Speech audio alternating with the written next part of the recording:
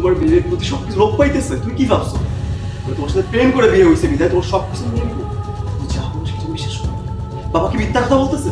তুমি আমার কথাটা তো শুনবে। আমি বলছি না যে বাবা মিথ্যা বলছে, তার মানে তো এটা নয় আমি বাবাকে অত্যাচার করি। ও বাবা মিথ্যা বলছে না, কি তো হয়েছে ঠিক বাবা শুনি। কি হইতেছে তুই বুঝছ না বাবা?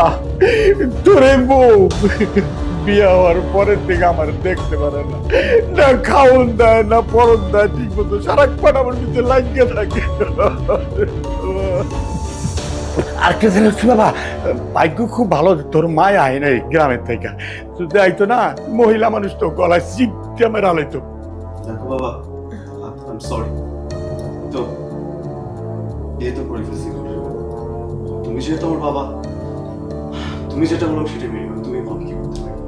আমি খুব খুশি হয়েছে বাজান, তুই যে আমার জিজ্ঞাসা তুই তাড়াতাড়ি করে ডিভোর্স দিয়া দে। এত ডেঞ্জারাস মাইয়া এই বাড়িতে রাখা ঠিক হবে না, কোন দিন কেন আমার বাইরে হালাইবো বাজান। তার মানে বাবা তুমি বলতেছো আমি একটা ডিভোর্স দিই, তোমার বলতে মেয়েকে দিই, তাই তো? কি বাজান চিন্তা ভাবনা কি করতেছিস?